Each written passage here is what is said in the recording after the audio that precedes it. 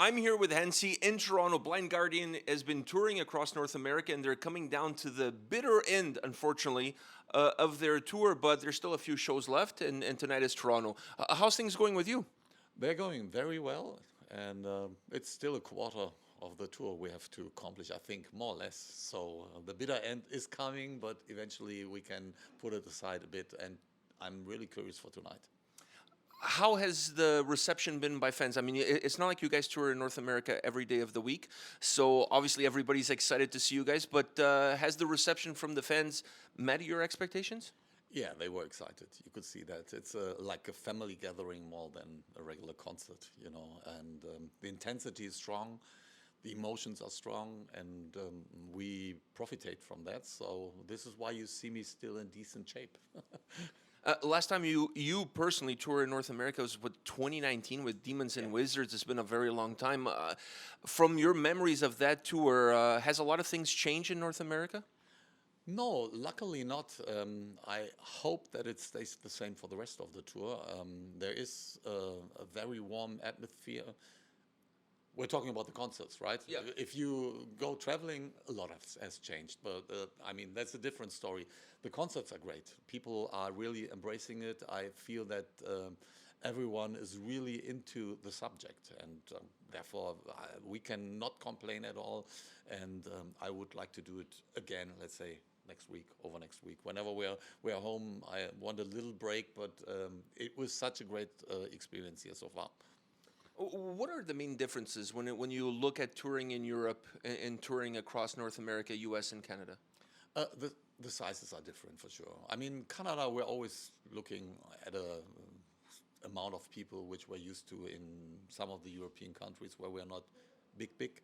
But the US is sometimes a bit smaller still, even though we're making up there. And it's a great market for us, and people are getting into it. If I had to compare it with 2002, which was the first time we toured here, we were not in best shape maybe there as well, but the expectation of the people were different. The approach to a concert back then, it was more like you were entertained by the guys on stage. Nowadays, it's like in Europe. If we play in Canada or also in the US, the people know they are very essential as a part of the show. So they are singing, they are taking over, they interact, they are not expecting us to be the biggest showman, but decent musicians in working with the material we're having and conducting the people to do the job for us. So that's really good. That's a great progression. But this is pretty much what I saw in 2019, 15, 16 as well. Since you don't play or you don't tour here as frequently, obviously, as you do in Europe, when it's time for you guys to put a tour together and create a set list, does not playing as frequently in a certain territory impact the way you approach the set list for a tour? Not too much. I mean, we are handicapped in terms of, making a decision prior to a whole touring cycle.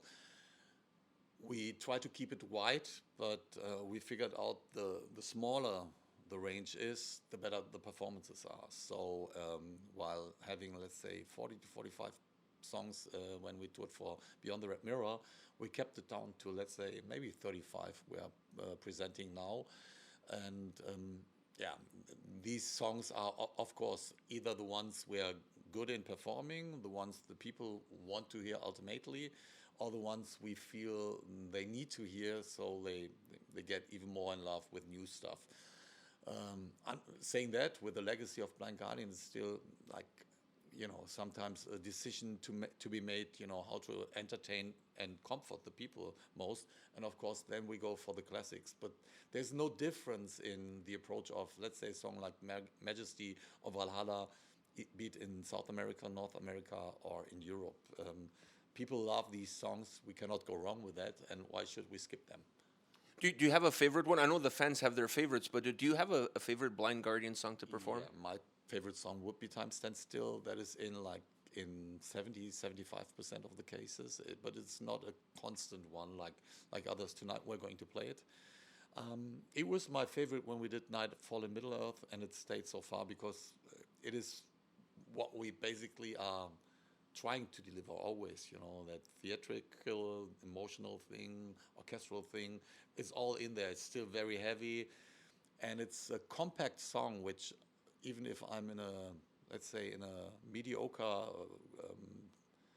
status of health, can perform decent. That's also good for a song. There are others like, we're not playing any of these at the moment, but especially the ones from A Night at the Opera. If I'm not in top shape, I cannot sing them.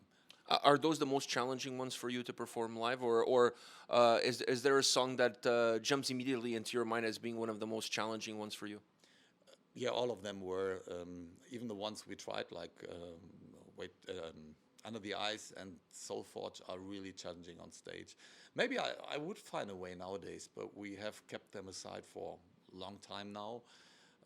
We always try to bring in Battlefield, but that was never a success so far. On this run, we haven't even tried, so we may do so when we're back to Germany and have a bit of a gap. We may hit the road again next year. That's open at the moment. These would be songs I would love to play. We have skipped most of all Beyond the Red Mirror songs for the moment, but this album will come back, and it's more performable than A Night at the Opera. For sure, A Night at the Opera would be the one with the biggest obstacles, especially from my side. You're also playing at the Milwaukee Metal Fest. I know you're very familiar with playing festivals in Europe. Now you're playing a festival in North America, a festival that kickstarted itself 2 years ago. This is the second edition. Like, you didn't know? I thought it was an old one. It was an old one, and then it kind of disappeared, and then Jamie Jasta brought it back from the death. Yeah, I've spoken to him, but I didn't know it was, basically the second one. I thought it was constantly going on. So. No, it stopped for a while. Then he bought the rights to the festival, and then he injected some Red Bull into the festival. Yeah. Smart move. Why not? And now you guys are playing there. So do you have any expectations for what that festival will bring? We played Prog Power, and we played the, what was it called? I think Montreal Metal Fest or so some years ago. So we have an idea how different festivals are in general in comparison to what they are in Europe. But for this one, I'm quite sure we will kick ass and the people will be into it. We have a spectacular lineup on this whole evening. It's like Camelot, Symphony X, I mean, Night Demon, these are all great bands, and I think we're ending up the night. I have good expectations. Problem for us is we're just getting warm when we play an hour. We only have an hour. That's the sad thing about it. Yeah, for fans as well. For fans as well, but they get the other, I think, 10 bands, and they would make up, I'm sure. Not necessarily for all the songs we cannot play, but for most of them. You guys released a new record in 2022. It was a 7-year gap if we're looking just at straight studio records, right. not the ones that have all the other extra goodies with them. We're already 2 years beyond that record. Do we still have 5 more to go until the next album? No, that's for sure. We may do something in between anyway. I mean, there is an anniversary of Somewhere Far Beyond, but that's the stuff in between, coming in by coincidence. We have not started songwriting. We do so when we get back from this run. And I believe it's going to be quicker than usual.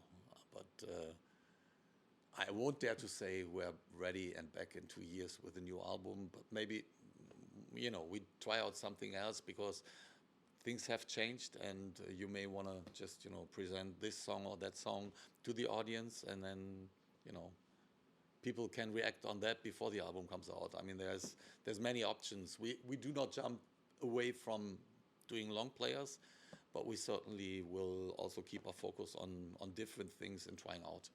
Is that part of the new ecosystem of the music business where, a lot of people these days don't necessarily listen to records from beginning to end? They consume singles. Do you concern yourself with this new world? No, I cannot relate to that at all. I have my problems still with, finding my way through. I find myself always in listening to complete albums. It doesn't matter if I know the band or the artist or not. When I start, I start. And of course, if I do not like it, I skip it after a while. But in general, I prefer that in comparison to, skipping from band to band. And I've never really paid attention to playlists. I have my own playlist on Spotify because of promotional reasons. And this is meant to be a serious playlist, but I still want to urge people in, having the opportunity by finding out about one song and getting into the whole album or into the whole band. I believe that's still what music's made for, or our music is made for. For a metal band, it's essential to have albums which are somehow containing elements which define an album and give the people, let's say, a 45 to 60 minutes roller coaster ride in, getting one specific soundtrack. I'm with you. I'm an album guy. I enjoy listening to a song here and there, but I'm an album guy. I like to sit down and experience the album. I don't know if you ever had the experience of listening to one song out of the context of the record, and then when you listen to the record, it's almost like the song is completely different. Yeah, it's a lot of times. That's, for instance, Jesus Christ Superstar is one of my favorite albums, and there are some songs which you could consider to be songs, but in general, it's the whole thing. You also need to be open for the storyboard, but that's second priority, I would say. It's the music itself and the compact diversity of music which makes me going, and that goes for almost every album. And if a song pops out for me, it's mostly the long ones, like Roads to Madness on Queensryche album. They would be the one, it would not be Take Hold of the Flame or so the hits, which drives me as a single song listener, but the epic ones. And the epic ones are just a reflection of a whole album, I feel. You mentioned that once you guys go back from this tour, you're going to work on a record. Have the process of working on records or working on new music changed over the years for you guys, or what worked originally is still what's working now? It's always different in the way we approach to it, and we discuss things like, shall we take the drive of a tour to become more intense, or this and that. In regular terms, it's the natural output which then defines the direction. We have made good experience in almost every situation. What we have never done, and we didn't do so this time, once we're on the road for a regular touring cycle, and that can be in between 12 months and 18 months, we don't touch any songwriting then. We did songwriting before we hit the road, and we are certainly doing songwriting once we finish the festival season that is more or less marked with the Wacken Festival. But that was never something we did. We did a bit of songwriting when we eventually toured for,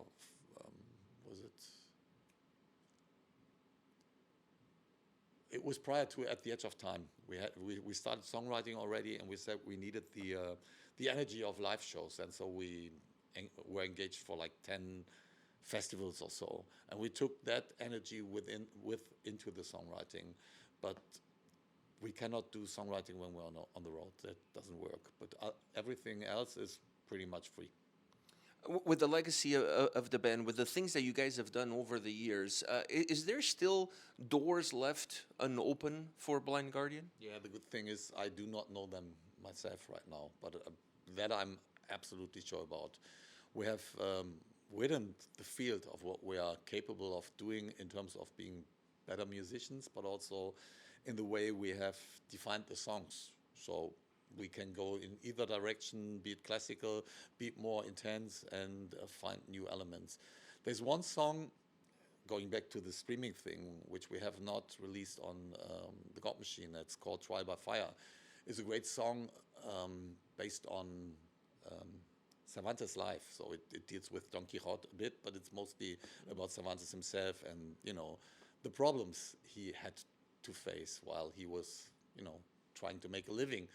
And it's quite an interesting life. And, it tells me that things are not the same, no matter on which historical moment you're thinking, but they are equal. They're alike, and there's like so many things which you would rather relate to a different situation.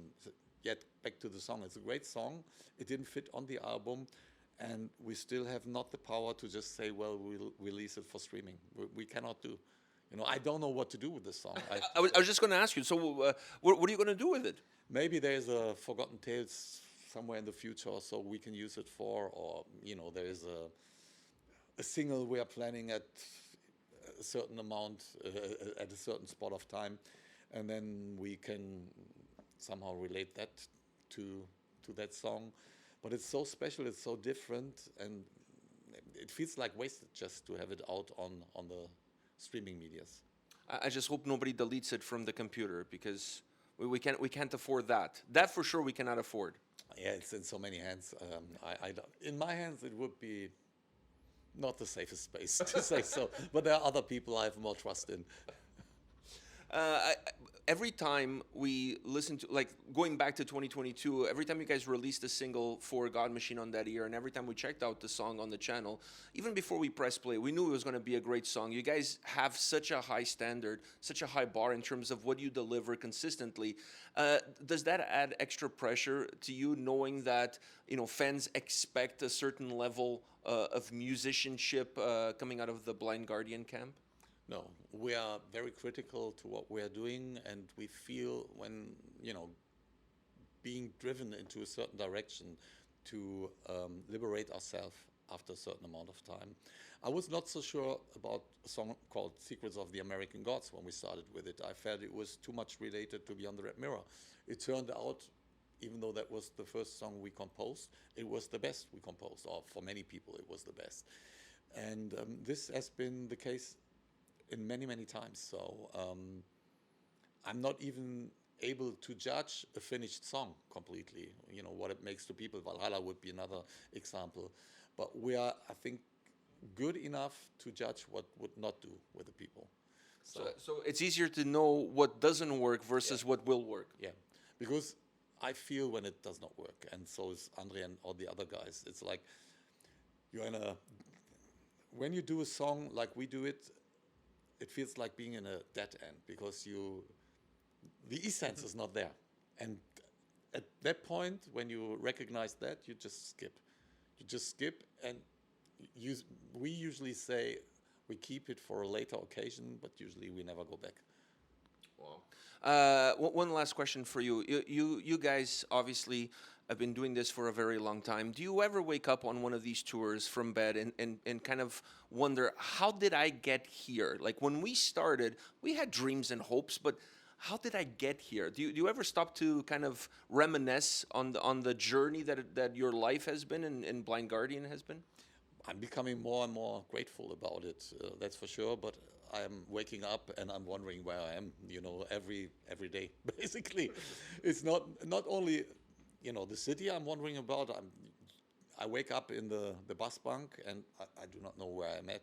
The first, I don't know, maybe it's a millisecond, maybe it's a bit more, but that is a bizarre feeling. And recognizing how tiring the whole thing is, it's very inspiring to stand on stage, do the show, recognizing, let's say, 30 minutes before the show, oh, energy is coming, and I still feel like I'm tired, but maybe I can do that show again.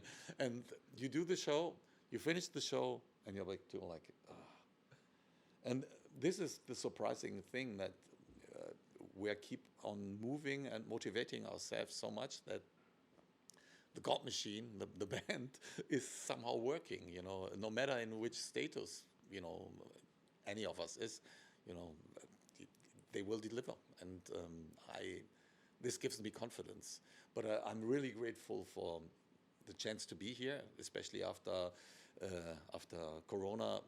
Everyone recognized how shitty such a situation is, and that you don't want to jump into that again. By no, you could offer me whatever. No. Well, considering that you might be tired of some performances, that explains all the Red Bull that I saw on the way here. There was like at least 20 cases. For the other guys. That's not me. I'm staying sober even with such stuff. I may drink a Coca-Cola or so, but coffee is doing the trick. I'm pretty much into tea and water whenever we're on stage. Andre likes to drink Red Bull, I know, but I doubt that the most of it goes into his stomach. Not sure what Frederick and Markus are doing, but we keep it quite simple. Good to know, because simple is good. Sometimes simple, really good. yeah. Sometimes simple is the best way to achieve what you want. I would agree. Yeah, try not to overcomplicate. Hansi, thank you very much for your time today. It's been a pleasure talking to you in person. We had talked on Skype back in 2019, a long time ago. Yeah, a long time ago. So it's been an absolute pleasure. So thank you very much for taking the time. Guys, if you have a chance to go see Blind Guardian, I know I'm over the moon tonight. When you played, you don't know this, but when you played with Demons and Wizards, you did Valhalla, and you did 2 songs from Blind Guardian on that set. I can't remember what the other song was. I went home and I told the guy behind the camera, my son, that you had performed those songs, and it was worth the price of admission just for those songs. So tonight I get to actually hear and see Blind Guardian performing those songs. So thank you for the evening you're going to give me. You're welcome. You get an extended version of Valhalla tonight, I'm quite sure. Well, you guys heard it. Thank you very much for your time. All the best. Go check out these guys. They'll be playing in Europe as well, Milwaukee Metal Fest. So don't miss an opportunity to see Blind Guardian live. For all of us here in North America, it doesn't happen every day. But tonight, for me, it's going to be Christmas. See ya. Good night.